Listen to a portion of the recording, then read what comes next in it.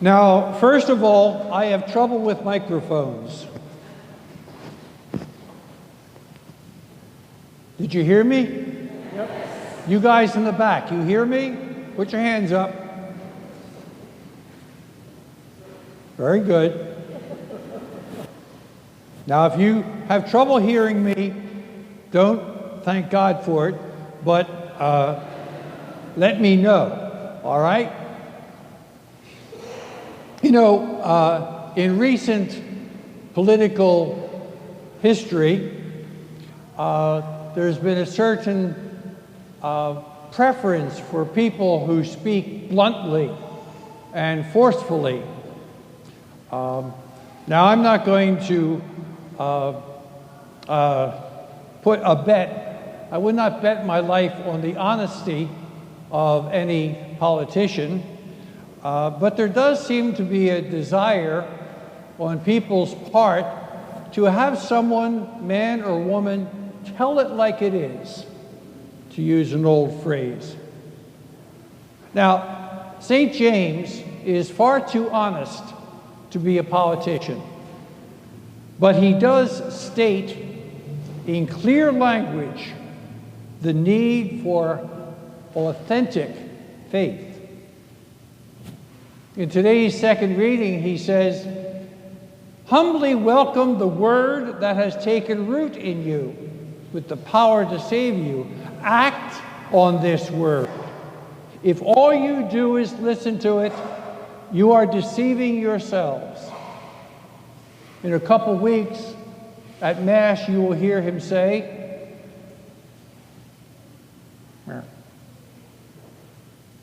"What good is it to profess faith without practicing it?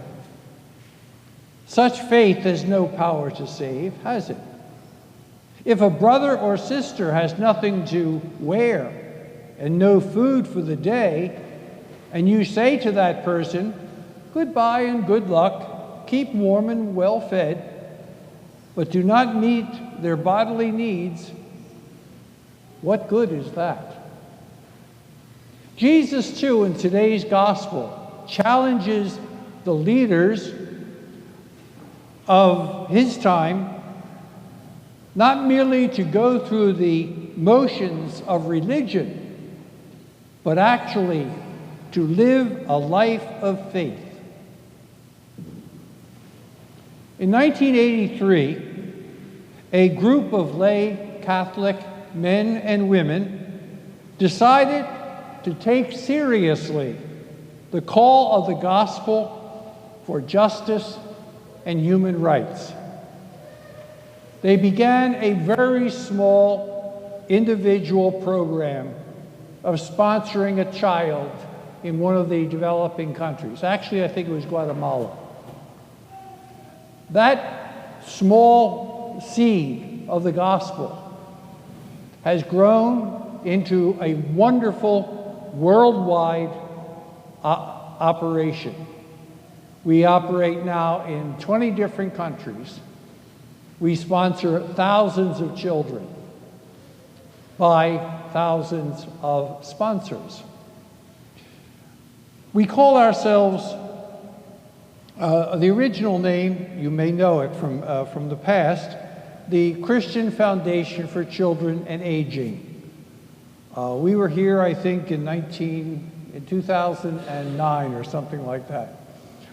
We call ourselves today Unbound, in the sense of set free, using as an inspiration the words that Jesus used in Nazareth when his own people said, "Who do you think you are? What are you all about? What are you doing here?" He quoted the prophet Isaiah, and he said, "I am here to set the captive free, to open the eyes of the blind, to heal the brokenhearted, and to take the gospel to the poor."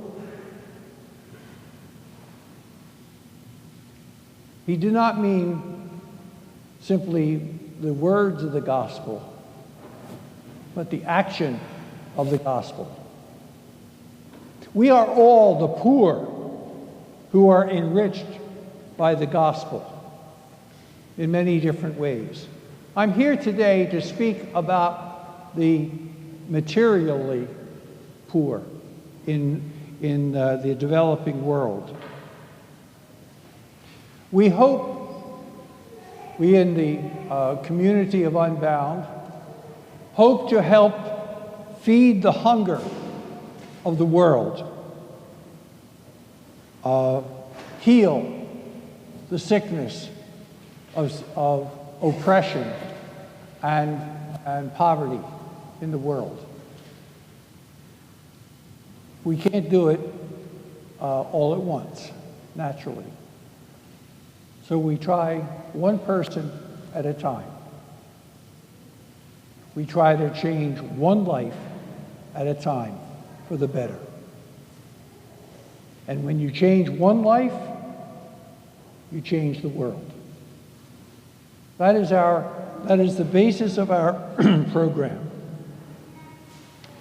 We ask a gift of $30 a month to sponsor one individual person. We might sponsor a child to help them to get an education. Is there a better way to freedom than through education? You know, countries build schools, governments build schools. Do you think they build them among the shacks of the barrio? Do you think they build them in the slums of a city? Of course not. They build them where the rich people are. And the poor kids have trouble getting to that school. They may not have transportation. They may not have shoes. They may not have books. They may not have clothes. Unbound helps at least one child at a time to get an education. Unemployment is worse in the developing world than in our own. There is work to do, but within the distances between the village and where work is too great. Or the head of the family will have to move away from the family. We try to help by offering transportation, a means to get to a place where you can have a job. Our program is very community-oriented, very individualistic.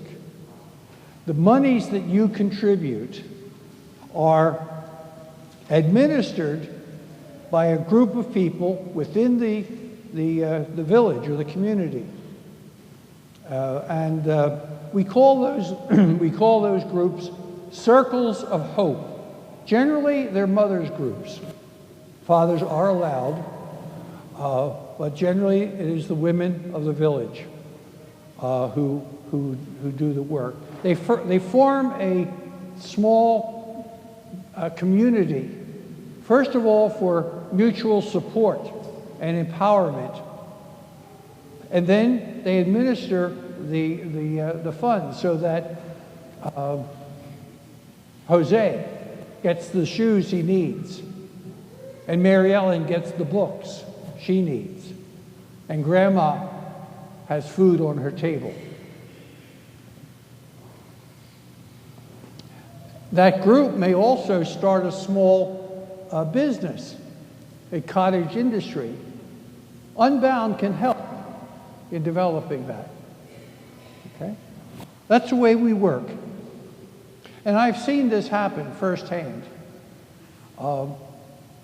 Groups of preachers like myself often go on what we call awareness trips to our projects.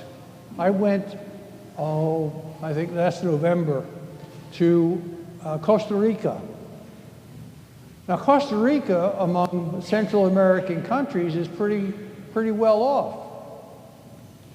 But like people everywhere, including our own country for that matter, There are the rich and the poor.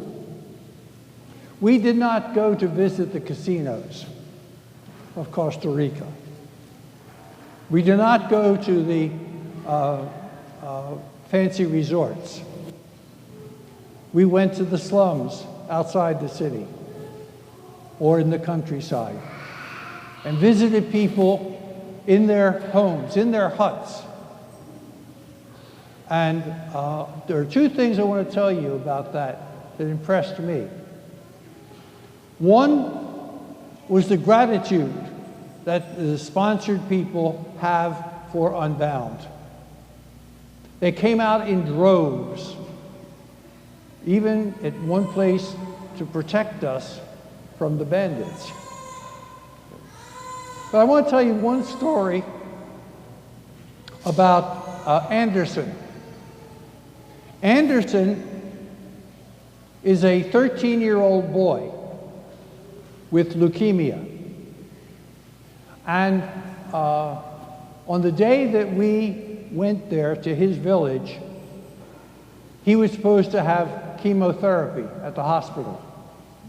Now, this circle of hope, these women or men, make sure that Anderson can get the medication and the transportation to get to his chemotherapy. But on that day, he said, no, I'll skip it today so that I can be here and say thank you to the people of Unbound. One other thing that impressed me was the ambition, the industry, the hard work of the people who are sponsored. When we offer them assistance, we expect responsibility in return. Oh, you're right on time. Thank you.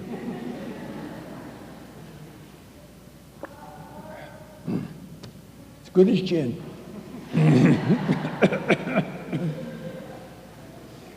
We expect we require responsibility on their part. For instance, the kids we sponsor have to stay in school. That's part of the bargain. And that means little kids, big kids, you know. The family that is helped is expected to become part of these community centers and work for the good of the entire community. And this works. This works very well. Okay. And if you sponsor a person, you don't have to wait for some government agency to give you a report. We are not involved with any government agency. We are not even involved specifically with any church. Okay? We are independent, which gives us a degree of freedom. Okay? No, you won't have to wait for a report to come out from some agency. You will hear from the person that you sponsor, or if it's a little kid, an adult in the area. Okay. And he or she will tell you how the money that you send them is being used, how it is meeting the needs in their specific case. See, and then a bit of magic happens, because you write back. You'll have a picture of your sponsored person. This is Justine from Nicaragua. Okay, you'll have that picture, and you'll put that on your refrigerator naturally with the rest of your family portraits. Then you will send them a picture, and it'll go up on the mud wall of their hut, and they will treasure it. A bond is formed across nations, across languages, across cultures. A bond is formed, a bond of love. Yeah, like his tough kid. All right. That is one of the unique things about our program, is the relationship that is formed among sponsor and sponsored friend. I know there are people who have or still sponsor people here. Anyone sponsors here? There you go. Put up your, see how many we got? All right. How long have you sponsored? Almost 10 years? 12 years? Okay. Anyone else? 4 years. 14 years. 6 years. Okay. Now, we don't ask you to sponsor for 20 years. It'll happen. But I mean, because once we've got you, I mean, once you have made this commitment and you have experienced the joy and the rewards of sponsorship, once you have made a connection, you're not going to want to let it go. You're $30 a month. You know, here it's, you know what it is? It's 30 cups of McDonald's coffee. Okay? If you go to Starbucks, you can sponsor 3 people. Okay?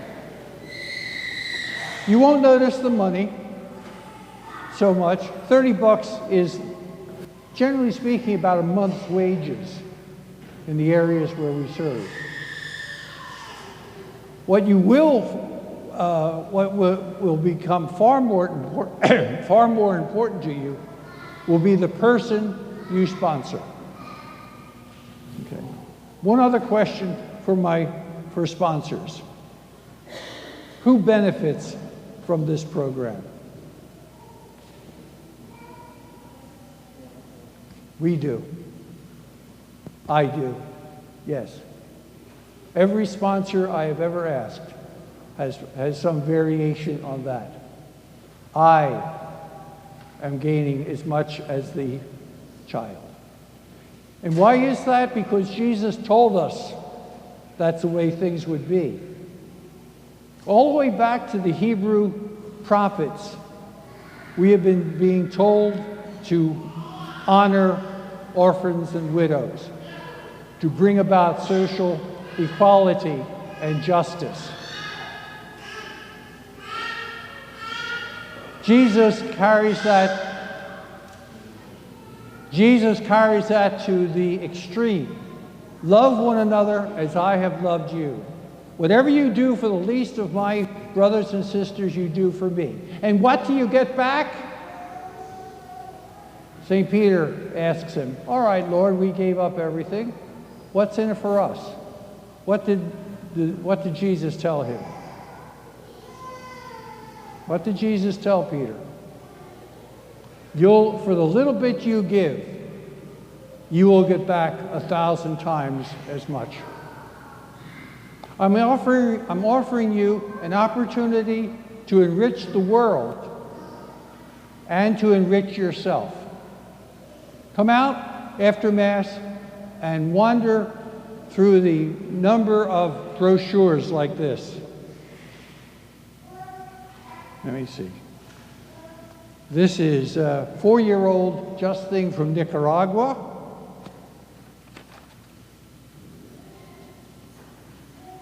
This is 67-year-old Santiago from Nicaragua. We are, I think, the only or one of the few sponsorship programs that sponsor adults.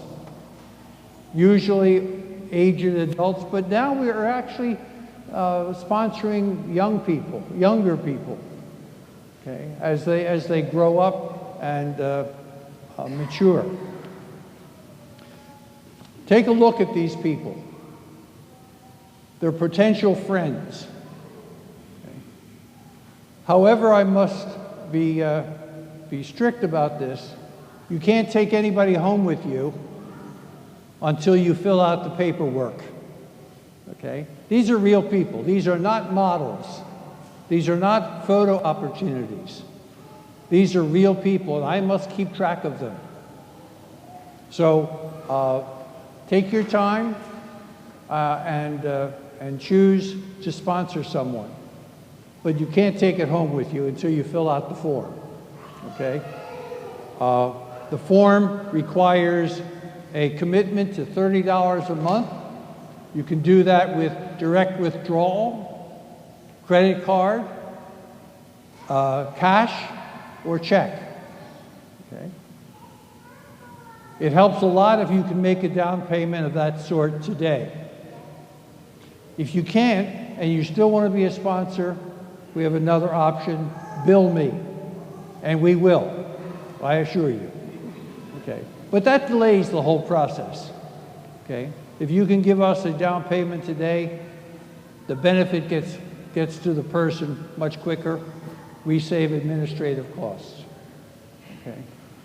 Finally, you will never regret becoming a sponsor.